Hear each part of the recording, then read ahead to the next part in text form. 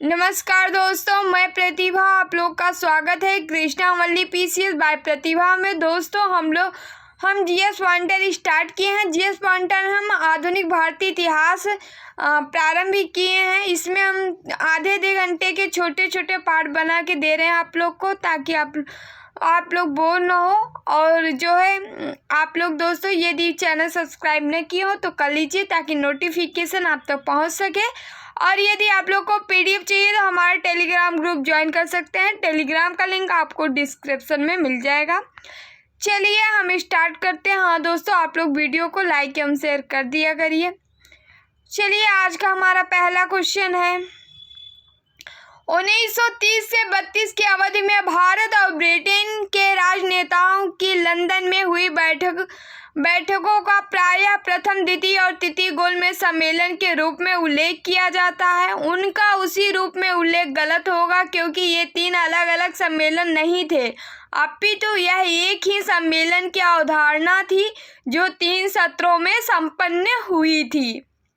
दूसरा है हमारा गोलमेज सम्मेलन जो 1932 में हुआ था। तीसरा गोलमेज सम्मेलन 1932 में हुआ था। सही कथन है। प्रथम गोलमेज सम्मेलन में डॉक्टर अंबेडकर ने दलित वर्ग के लिए अलग निर्वाचन मंडल की मांग रखी थी। पूना पैक्ट में स्थानीय निकायों तथा सिविल सेवाओं में दलित वर्गों के प्रतिनिधित्व के लिए विशेष उपबंध रखे गए थे। तृतीय गोलमेज सम्मेलन में भारतीय राष्ट्रीय कांग्रेस ने भाग नहीं लिया था। दोस्तों ये स्टेटमेंट आप जैसा है ऐसे ही याद कर लीजिए, बहुत इम्पोर्टेंट है ये। एक बार फिर से देख लेते हैं। प्रथम गोलमेज सम्मेलन में डॉक्टर अंबेडकर ने दलित वर्ग के लिए अलग निर्वाचन मंडल की मांग रखी। पूना पैक्ट में स्थानीय निकायों तथा सिविल सेवाओं में दलित वर्गों के प्रतिनिधित्व के लिए विशेष उपबंध रखे गए थे। तृतीय गोलमेज सम्मेलन में भारतीय राष्ट्रीय कांग्रेस ने भाग नहीं लिया था। चलिए दोस्तों अब हम देखते हैं सांप्रदायिक पंचायत एवं पूना पैक्ट 1932। चलिए, सांप्रदायिक अधिनिर्णय घोषित किया तो किसने? तो रैमजे मैकडोनाल्ड ने। अगस्त 1932 के रैमजे मैकडोनाल्ड के सांप्रदायिक पंचायत के द्वारा पहली बार पृथक निर्वाचक समूह बनाया गया अछूतों के लिए। मैकडोनाल्ड के सांप्रदायिक पंचायत ने पृथक चुनाव क्षेत्र एवं आरक्षित सीटें आवंटित की थी मुसलमानों, सिखों तथा अनुसूचित जातियों को। महात्मा गांधी ने पहला आमरण अनशन प्रारंभ किया था कम्युनल अवार्ड के समय। 1932 में महात्मा गांधी ने मरणोपरांत उपवास प्रधानतया इसलिए किया कि रैमजे मैकडोनाल्ड ने सांप्रदायिक अधिनिर्णय की घोषणा की। सांप्रदायिक अवार्ड एवं पूना पैक्ट में दलित वर्ग के लिए सीटें दी गई थी क्रमशः 71 व 147, 71 व 47, 147। पूना समझौते का उद्देश्य था दलित वर्ग को प्रतिनिधित्व देना। चलिए, कथन ये है, पूना पैक्ट ने कम्युनल अवार्ड के उद्देश्य को धराशायी कर दिया। सत्य है। उसके माध्यम से संसद एवं विधानसभाओं में अनुसूचित जातियों एवं अनुसूचित जनजातियों के सीट आरक्षण का मार्ग प्रशस्त हो गया। दोनों सत्य है ए तथा दोनों सही है, आर की सही व्याख्या भी है। श्री बी.आर. अम्बेडकर व गांधी जी के बीच एक समझौता हुआ था जो कहलाता है पूना समझौता। पूना पैक्ट पर हस्ताक्षर किए थे तो सांप्रदायिक अधिनिर्णय के विरुद्ध गांधी जी के आमरण अनशन के बाद पूना समझौता 24 सितंबर 1932 को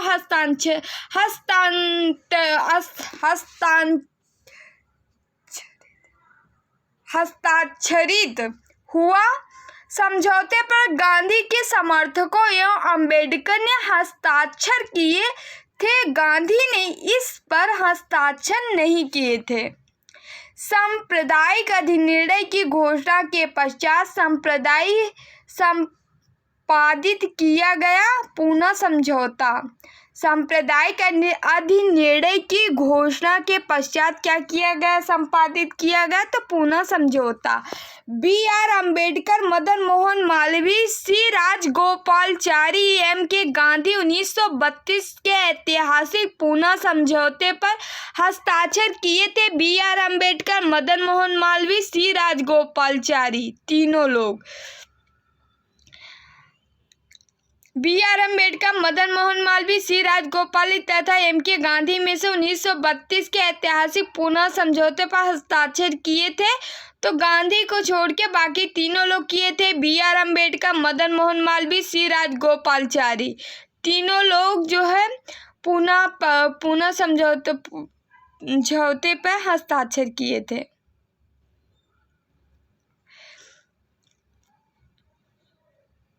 1932 में पूना पार्टी के बाद हरिजन सेवक संघ की स्थापना हुई। इसके अध्यक्ष थे घनश्याम दास बिरला।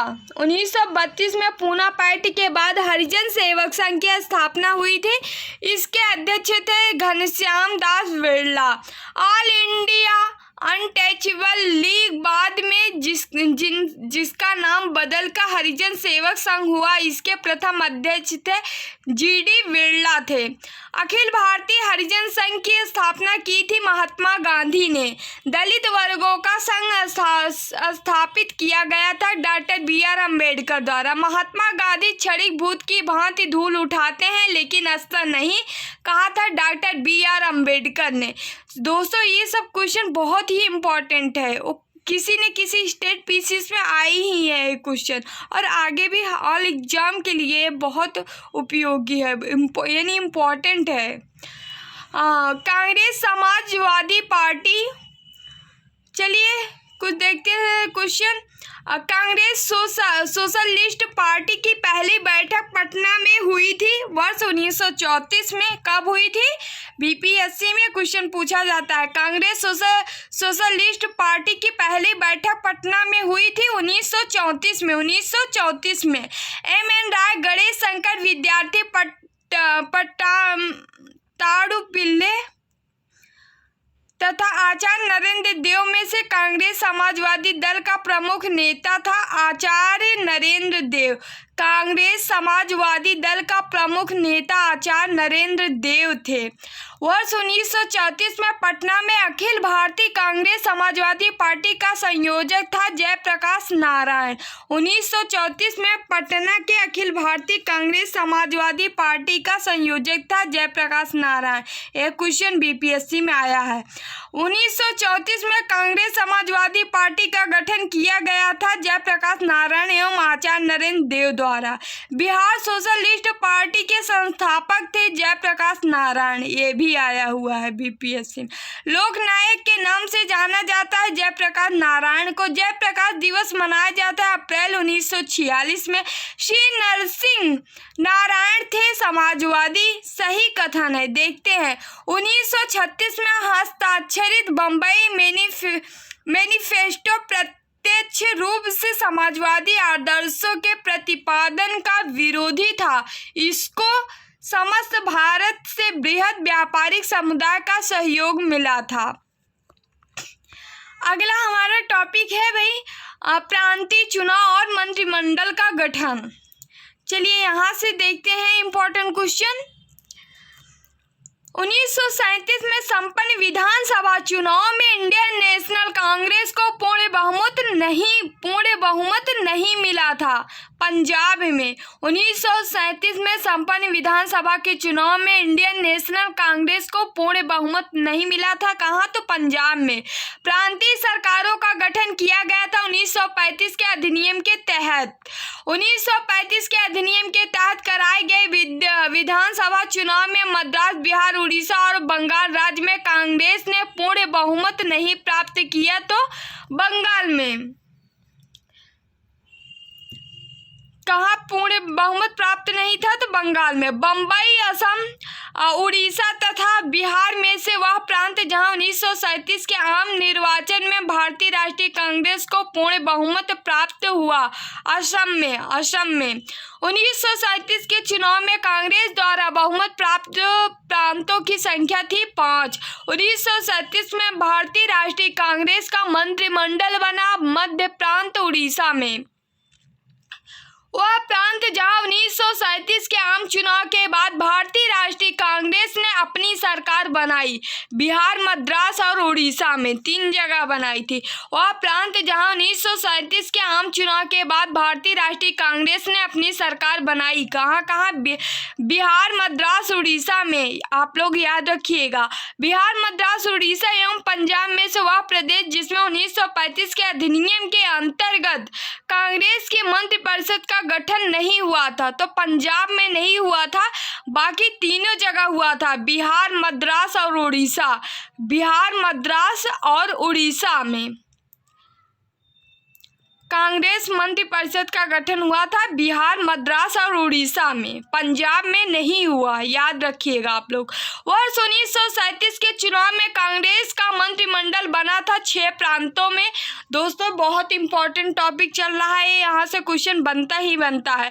1935 के अधिनियम के उपरांत 1937 में हुए चुनाव में गठित कांग्रेस मंत्रिमंडलों का कार्यकाल था 28 माह। मुस्लिम लीग ने मुक्ति दिवस मनाया था 1939 में। कांग्रेस ने भू स्वामित्व को समाप्त करने की नीति अपनाई। कार्यकारिणी कमेटी 1937 में। 1937 के चुनाव के पश्चात यूपी में गठित मंत्रिमंडल में वित्त विभाग सौंपा गया था रफी अहमद किदवई को। कांग्रेस प्रशासित प्रदेशों में मुस्लिमों की शिकायतों से संबंधित रिपोर्टों का सही कालानुक्रम है। Pirpur report, Sharif report, Muslim sufferings under Congress rule. Congress का त्रिपुरा संकट 1939 या इसको देखते हैं हम लोग। 1938 में भारतीय राष्ट्रीय कांग्रेस के अध्यक्ष निर्वाचित हुए सुभाष चंद्र बोस। भारतीय राष्ट्रीय कांग्रेस के हरिपुरा अधिवेशन की अध्यक्षता की थी एस.सी. बोस ने। हरिपुरा, जहां भारतीय राष्ट्रीय कांग्रेस का वार्षिक अधिवेशन 1938 में सुभाष चंद्र बोस की अध्यक्षता में हुआ था, वह स्थित है गुजरात में। हरिपुरा कहाँ है? तो गुजरात में है। भारतीय राष्ट्रीय कांग्रेस के त्रिपुरी सम्मेलन में वर्ष 1939 में सुभाष चंद्र बोस को कांग्रेस का अध्यक्ष चुना गया। यह त्रिपुरी है कहाँ? तो जबलपुर में है त्रिपुरी। 1939 में सुभाष चंद्र बोस को कांग्रेस का अध्यक्ष चुना गया। यह त्रिपुरी कहाँ है? त्रिपुरी कहाँ है? तो जबलपुर में है। सुभाष चंद्र बोस दूसरी बार अध्यक्ष चुने गए थे त्रिपुरा अधिवेशन में। सुभाष चंद्र बोस दूसरी बार अध्यक्ष चुने गए त्रिपुरा अधिवेशन में। भारतीय राष्ट्रीय कांग्रेस का वह अधिवेशन जिसमें कांग्रेस अध्यक्ष के चुनाव में सुभाष चंद्र बोस ने पट्टाभी सीतारामैया को पराजित किया था। त्रिपुरी अधिवेशन 1939 में। सुभाष चंद्र बोस के त्यागपत्र के बाद भारतीय राष्ट्रीय कांग्रेस के अध्यक्ष हुए थे राजेंद्र प्रसाद। कांग्रेस की त्रिपुरी अधिवेशन के पश्चात सुभाष चंद्र बोस और दक्षिणपंथी का समस्त झगड़ा जिस प्रश्न पर केंद्रित हो गया वह था कांग्रेस कार्यकारिणी समिति का गठन। कांग्रेस कार्यकारिणी का समिति का गठन। कांग्रेस ने त्रिपुरी अधिवेशन के पश्चात सुभाष चंद्र बोस और दक्षिणपंथी का समस्त झगड़ा जिस प्रश्न पर केंद्रित हो गया वह था कांग्रेस कार्यकारिणी समिति का गठन।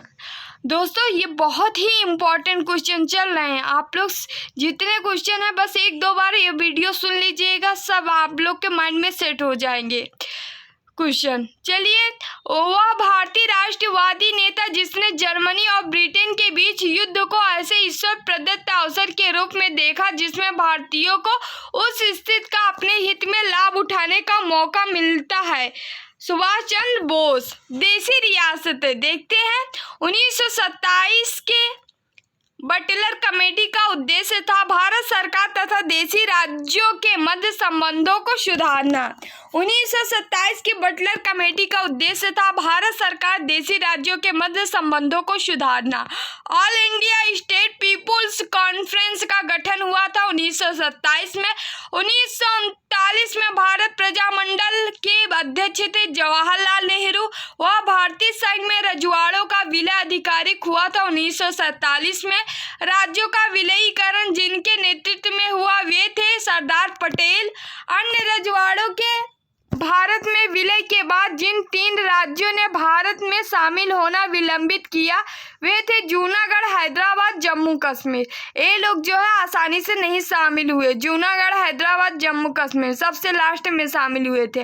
अन्य रजवाड़ों के भारत में विलय के बाद जिन 3 राज्यों ने भारत में शामिल होना विलंबित किया तो जूनागढ़, हैदराबाद, जम्मू कश्मीर। जम्मू एवं कश्मीर भारत का अभिन्न अंग बना 26 अक्टूबर 1947 को। कब बना था? 26 अक्टूबर 1947। डेट याद रखिएगा और ये भी याद रखिएगा किसने विलंब किया था। तो जूनागढ़, हैदराबाद, जम्मू कश्मीर। जूनागढ़, हैदराबाद, जम्मू कश्मीर यही तीनों विलंब किए थे और जम्मू कश्मीर भारत का अभिन्न अंग बना तो 26 अक्टूबर 1947 को।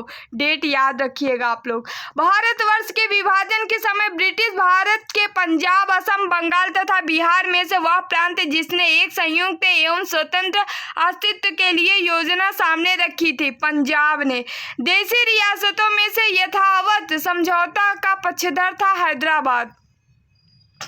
द्वितीय विश्व युद्ध के संबंध में भारतीय राष्ट्रीय कांग्रेस की नीति थी पूर्ण स्वतंत्र और आश्वासन मिलने पर ब्रिटेन को सहयोग। चलिए देखते हैं इसमें जो है कथन और कानून दोनों असत्य हैं। देख लीजिएगा आप लोग। आगे बढ़ते हैं। वर्ष 1939 में सभी प्रांतों के कांग्रेस मंत्रिमंडल ने त्याग पत्र दे दिया। सत्य है। कांग्रेस ने द्वितीय विश्व युद्ध के संदर्भ में वायसराय की जर्मनी के विरुद्ध युद्ध घोषित कर देने के निर्णय को स्वीकार नहीं किया। ये यार दोनों सही है और एक की सही व्याख्या भी है।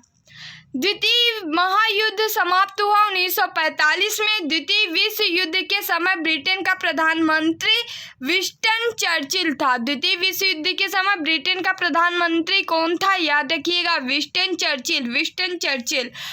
चलिए पाकिस्तान की मांग, यहाँ से कोई भी क्वेश्चन बनते हैं। चलिए इम्पोर्टेंट सारे चैप्टर चल रहे हैं इस टाइम। चलिए भारतीय मुसलमानों के पृथक राज्य के लिए पाकिस्तान शब्द का प्रयोग सबसे पहले किया था कौन? चौधरी रहमत अली व उनके मित्रों ने। याद रखिएगा नाम आप लोग। भारतीय मुसलमानों के पृथक राज्य के लिए पाकिस्तान शब्द का प्रयोग सबसे पहले किया था चौधरी रहमत अली व उनके मित्रों ने। मुसलमानों के लिए पृथक राष्ट्र का विचार दिया था सर मोहम्मद इकबाल ने। मुसलमानों के लिए पृथक राष्ट्र का विचार दिया सर मोहम्मद इकबाल में। सर्वप्रथम भारत में एक पृथक मुस्लिम राज्य का प्रस्ताव रखा था तो मोहम्मद इकबाल ने। पाकिस्तान के अलग राज्य आंदोलन का नेतृत्व किया था मोहम्मद अली जिन्ना ने। पाकिस्तान के अलग राज्य आंदोलन का नेतृत्व किया मोहम्मद अली जिन्ना ने। मोहम्मद अली जिन्ना को हिंदू मुस्लिम एकता का दूत कहा था सरोजिनी नायडू ने। कथन नेहरू एक राष्ट्रभक्त है जबकि जिन्ना एक राजनीतिज्ञ है, यह व्यक्त किया गया था सर मोहम्मद इकबाल द्वारा। मोहम्मद अली जिन्ना के विषय में सही कथन है वे 2 राष्ट्र सिद्धांत के समर्थक थे। उन्होंने 1940 के मुस्लिम लीग के लाहौर के वार्षिक अधिवेशन की अध्यक्षता की थी। असहयोग आंदोलन में उन्होंने भाग नहीं लिया था। मोहम्मद अली जिन्ना के विषय में सही कथन है वे 2 राष्ट्र सिद्धांत के समर्थक थे। मोहम्मद अली जिन्ना वे 2 राष्ट्र के सिद्धांत के समर्थक थे। उन्होंने 1940 में मुस्लिम लीग के लाहौर के वार्षिक अधिवेशन की अध्यक्षता की थी। लाहौर के वार्षिक अधिवेशन की अध्यक्षता किए थे 1940 में। असहयोग आंदोलन में उन्होंने भाग नहीं लिया। चलिए जिन्ना के बारे में था। मुस्लिमों के एक पृथक देश की प्रथम बार एक निश्चित अभिव्यक्ति हुई थी 1930 के मुस्लिम लीग के इलाहाबाद अधिवेशन के इकबाल के अध्यक्षीय भाषण में मुस्लिम लीग द्वारा पाकिस्तान की स्थापना की मांग करने वाला प्रस्ताव पारित किया। वर्ष 1940 में मुस्लिम लीग के अधिवेशन में पाकिस्तान के सृजन का प्रस्ताव रखा था। खजी कुजमा ने मुस्लिम लीग वार्षिक अधिवेशन जिसमें जिन्ना के दो राष्ट्र के सिद्धांत को मान्यता दी गई थी हुआ था लाहौर में। मुस्लिम लीग का वार्षिक अधिवेशन जिसमें जिन्ना के दो राष्ट्र के सिद्धांत को मान्यता दी गई थी कहाँ हुआ था? तो लाहौर में। याद रखिएगा आप लोग। मुस्लिम लीग ने भारत के विभाजन की मांग का प्रस्ताव अपने अधिवेशन में किया था लाहौर में। मुस्लिम लीग ने भारत के विभाजन की मांग का प्रस्ताव अपने किस अधिवेशन में किया था? लाहौर में। वह तिथि जब मुस्लिम लीग ने पाकिस्तान दिवस मनाया था तो क्या था? 23 मार्च 1943 को। वह तिथि जब मुस्लिम लीग ने पाकिस्तान दिवस मनाया था 23 मार्च 1943 को पाकिस्तान दिवस मनाया गया। पाकिस्तान दिवस मुस्लिम लीग ने मनाई। डेट याद रखिएगा। मुस्लिम लीग ने लाहौर अधिवेशन की अध्यक्षता की थी मोहम्मद अली जिन्ना ने। मुस्लिम लीग के लाहौर अधिवेशन 1940 की अध्यक्षता की थी मोहम्मद अली जिन्ना ने। चलिए व्यक्तिगत सत्याग्रह के बारे में देखते हैं। 1940 व्यक्तिगत सत्याग्रह में विनोबा भावे को प्रथम सत्याग्रही चुना गया था। दूसरे थे पंडित जवाहरलाल नेहरू। प्रथम सत्याग्रही विनोबा भावे थे और दूसरे जो है पंडित जवाहरलाल नेहरू थे। सर्वोदय शब्द का प्रयोग सर्वप्रथम किया था महात्मा गांधी ने। सर्वोदय शब्द का सर्वप्रथम प्रयोग जो है महात्मा गांधी ने किया। क्रिप्स मिशन 1942 देखते हैं। भारत में क्रिप्स मिशन आया था 1942 में। भारत में क्रिप्स मिशन आया 1942 में। ब्रिटानिया सरकार के प्रस्ताव की प्रारूप घोषणा जो सर स्टैफोर्ड क्रिप्स लाए थे में सम्मिलित थे। भारत को एक डोमिनियन स्थिति दी जानी चाहिए। सब प्रांतों और राज्यों को मिलाकर एक भारतीय संघ होना चाहिए। कोई भी प्रांत या भारतीय राज्य भारतीय संघ के बाहर रहने का निर्णय ले सकता है। भारत का संविधान भारत की जनता द्वारा निर्मित किया जाएगा। स्टेटमेंट आप लोग याद कर लीजिए, एकदम माइंड में सेट कर लीजिए। क्रिप्स मिशन 1942 में आया, ठीक है। इसका स्टेटमेंट है सर स्टैफोर्ड क्रिप्स लाए थे, ठीक है। प्रस्ताव की प्रारूप घोषणा जो है सर स्टैफोर्ड क्रिप्स लाए थे। इसमें क्या सम्मिलित था? भारत को एक डोमिनियन स्थिति दी जानी चाहिए। सब प्रांतों और राज्यों को मिलाकर एक संघ होना चाहिए। कोई भी प्रांत या भारतीय राज्य भारतीय संघ के बाहर रहने का निर्णय ले सकता है। कोई भी प्रांत या भारतीय संघ के बाहर रहने का जो है निर्णय ले सकता है। भारत का संविधान भारत की जनता द्वारा निर्मित किया जाएगा। चलिए 1942 के क्रिप्स मिशन का एक महत्वपूर्ण पहलू था द्वितीय विश्व युद्ध के तुरंत पश्चात भारत संघ की स्थापना करना और उसे डोमिनियन पद प्रदान करना। 1942 क्रिप्स मिशन का महत्वपूर्ण पहलू द्वितीय विश्व युद्ध के तुरंत पश्चात भारत संघ की स्थापना करना और उसे डोमिनियन पद प्रदान करना। युद्ध समाप्त होने पर डोमिनियन दर्जा संविधान सदन द्वारा निर्मित संविधान मान्य कोई भी सूबा भारतीय संघ से बाहर रह सकता था। क्रिप्स मिशन के संबंध में सही है वह जिनकी दृष्टि में क्रिप्स प्रस्ताव एक टूटते हुए बैंक के नाम एक उत्तर दिनांकित चेक है। किसने कहा था? तो महात्मा गांधी। वह प्रधानमंत्री जिसने भारत में क्रिप्स मिशन भेजा विंस्टन चर्चिल। और प्रधानमंत्री जिसने भारत में क्रिप्स मिशन भेजा तो विंस्टन चर्चिल थे। क्रिप्स मिशन के साथ कांग्रेस के आधिकारिक वार्ताकार थे पंडित जवाहरलाल नेहरू और मौलाना आजाद थे। क्रिप्स मिशन के साथ कांग्रेस के आधिकारिक वार्ताकार थे पंडित जवाहरलाल नेहरू और मौलाना आजाद। गांधी के आंदोलन को राजनीतिक फिरौती कहा था लॉर्ड लिथगो ने। गांधी आंदोलन को राजनीतिक फिरौती कहा लॉर्ड लिथगो। दोस्तों सब जितने भी क्वेश्चन है बहुत ही इंपॉर्टेंट है। आप लोग जैसे है वैसे याद कर लीजिए, रट लीजिए। चलिए अब हम आ गए भारत छोड़ो आंदोलन। भारत छोड़ो आंदोलन देखते हैं। जो कि एग्जाम की दृष्टि से ये भी बहुत महत्वपूर्ण है। 6 जुलाई 1942 को वर्धा में महात्मा गांधी ने कांग्रेस की कार्यकारिणी समिति में अपने भारत छोड़ो आंदोलन की चर्चा की। तब उस समिति के अध्यक्ष थे मौलाना अबुल कलाम आजाद। 6 जुलाई 1942 को वर्धा में महात्मा गांधी जी ने कांग्रेस की कार्यकारी समिति में अपने भारत छोड़ो आंदोलन की चर्चा की। तब उस समय समिति के अध्यक्ष थे मौलाना अबुल कलाम आजाद। 14 जुलाई 1942 को कांग्रेस कार्य समिति द्वारा भारत छोड़ो आंदोलन का प्रस्ताव पारित किया गया। वर्धा में भारत छोड़ो आंदोलन के समय भारत का प्रधान सेनापति था लॉर्ड वेवेल। भारत छोड़ो आंदोलन प्रारंभ हुआ 9 अगस्त 1942 को। 9 अगस्त 1942 भारत छोड़ो आंदोलन, डेट याद रखिएगा आप लोग। भारत छोड़ो आंदोलन का प्रस्ताव बम्बई के जिस मैदान में पारित किया गया वह है ग्वालियर टैंक। ग्वालियर टैंक में भारत छोड़ो आंदोलन का प्रस्ताव पारित किया गया था।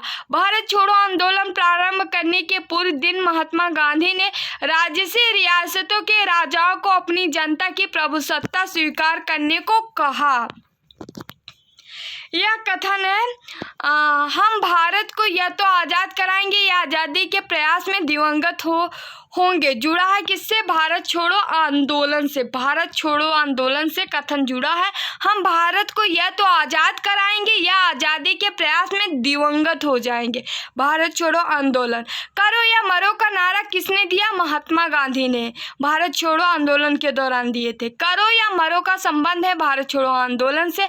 बलदेव सहाय ने महाधिवक्ता के पद से त्याग पत्र दिया 1942 में। भारत छोड़ो आंदोलन प्रारंभ किया गया क्रिप्स प्रस्ताव की प्रतिक्रिया में। भारत छोड़ो आंदोलन प्रारंभ किया गया तो क्रिप्स प्रस्ताव की प्रतिक्रिया में। 1942 के भारत छोड़ो आंदोलन के संबंध में सत्य है यह आंदोलन स्वतः ही प्रवर्तित था और इसने सामान्य श्रमिक वर्ग को आकर्षित नहीं किया था। 1942 भारत छोड़ो आंदोलन के संबंध में सत्य है यह आंदोलन स्वतः ही प्रवर्तित था, इसने सामान्य श्रमिक वर्ग को आकर्षित नहीं किया था। भारत छोड़ो आंदोलन का नेतृत्व किया था महात्मा गांधी ने।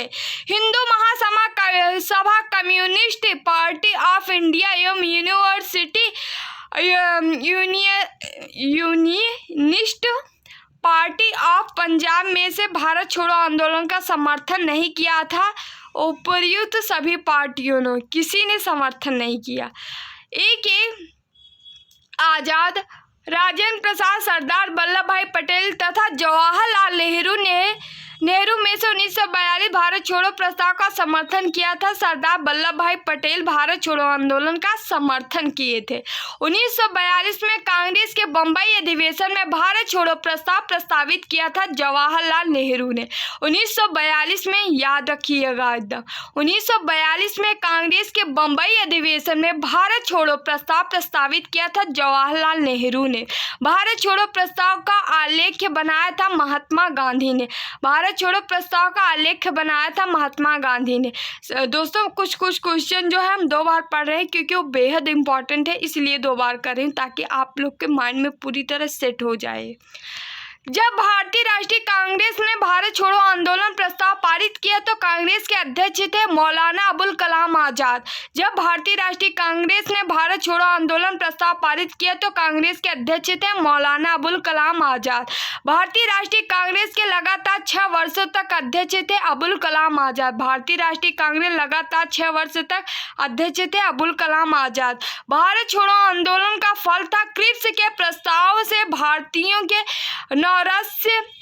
नौराश्य का भारत पर जापानी आक्रमण की धमकी का AICC द्वारा अगस्त 1942 में एक प्रस्ताव पारित करने का। भारत छोड़ो आंदोलन के समय कांग्रेस रेडियो का प्रसारण किया था उषा मेहता ने। भारत छोड़ो आंदोलन के समय कांग्रेस रेडियो का प्रसारण किया था उषा मेहता ने। कांग्रेस रेडियो पर भारत छोड़ो आंदोलन की अवधि में नियमित रूप से कार्यक्रम प्रसारित करते थे राम मनोहर लोहिया ने। भारत छोड़ो आंदोलन के समय इंग्लैंड के प्रधानमंत्री थे चर्चिल। भारत छोड़ो आंदोलन के समय इंग्लैंड के प्रधानमंत्री थे चर्चिल। बहुत ही इंपॉर्टेंट चल रहा है ये क्वेश्चन सारे।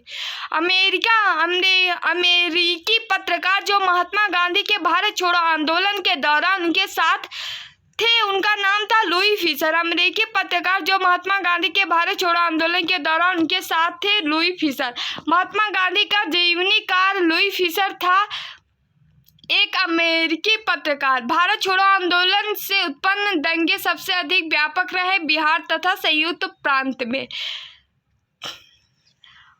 भारत छोड़ो आंदोलन से उत्पन्न दंगे सबसे अधिक व्यापक कहाँ रहे? बिहार तथा संयुक्त प्रांत में। लॉर्ड लिनलिथगो ने 1942 के अगस्त आंदोलन को सिपाही विद्रोह के बाद सर्वाधिक गंभीर विद्रोह कहा था। लॉर्ड लिनलिथगो 1942 के अगस्त आंदोलन को सिपाही विद्रोह के बाद सर्वाधिक गंभीर विद्रोह कहा था। ये सत्य है। कुछ क्षेत्रों में किसान व्यापक आंदोलन में उठ खड़े हुए थे, यह भी सत्य है। ये तथा आर दोनों सही है तथा आर ए की सही व्याख्या भी है। डॉक्टर राजेंद्र प्रसाद को 9 अगस्त 1942 को गिरफ्तार करके भेजा गया था बांकीपुर जेल में। डॉक्टर राजेंद्र प्रसाद को 9 अगस्त 1942 को गिरफ्तार करके कहाँ भेजा गया? तो बांकीपुर जेल में। भारत छोड़ो आंदोलन के संदर्भ में महात्मा गांधी को बंदी बनाया गया था बम्बई से। भारत छोड़ो आंदोलन के संदर्भ में महात्मा गांधी को बंदी बनाया गया बम्बई से। भारत छोड़ो प्रस्ताव पारित होने के बाद महात्मा गांधी कैद किया गया था आगा खां पैलेस में। भारत छोड़ो प्रस्ताव पारित होने के बाद गांधी को कैद किया गया था आगा खां पैलेस में। आगा खां पैलेस में कैद किया गया था। 9 अगस्त 1942 को जिन दो नेताओं को गिरफ्तार किया गया वे थे शिव कुमार और रामानंद। 9 अगस्त 1942 की जिन दो नेताओं को गिरफ्तार किया गया वे थे शिव कुमार और रामानंद। महात्मा गांधी तथा उनके सहयोगियों की 1942 में हुई धरपकड़ से बिहार में बहुत दंगे हुए। इसमें रेल सेवा पूर्ण रूप से ठप हो गई। उसमें अधिकतम प्रभावित जिला था मुंगेर। कौन सा जिला प्रभावित रहा है? मुंगेर। ये बीपीएससी में क्वेश्चन आया है।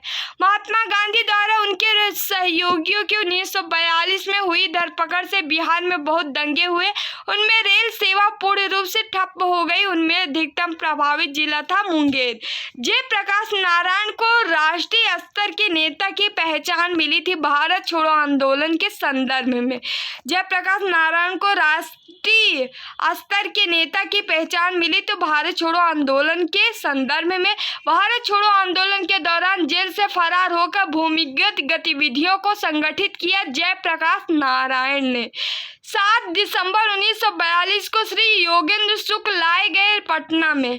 7 अगस्त 1942 को 7 दिसंबर 1942 को श्री योगेंद्र शुक्ला लाए गए पटना में।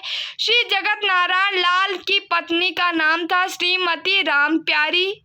बीपीएससी का क्वेश्चन है। श्री जगत नारायण लाल की पत्नी का नाम था श्रीमती राम प्यारी। भारत छोड़ो आंदोलन से लोगों को जागृत करने और साहस दिलाने में सफलता मिली। करो या मरो का नारा लोगों के मन में प्रवेश कर गया। ए आर दोनों सही है। आर ए का सही स्पष्टीकरण है। चलिए दोस्तों, वीडियो यहीं समाप्त हुआ। Thank you so much. दोस्तों, वीडियो आप लोग को अच्छा लगे तो लाइक शेयर कर दिया करिए। पीडीएफ चाहिए आप लोग को तो हमारे टेलीग्राम ग्रुप ज्वाइन कर सकते हैं, वहाँ से आप लोग को पीडीएफ मिल जाएगी। टेलीग्राम का लिंक आपको डिस्क्रिप्शन में मिल जाएगा। और चलिए हम नेक्स्ट पार्ट में मिलते हैं। तब तक के लिए बाय बाय, टेक केयर।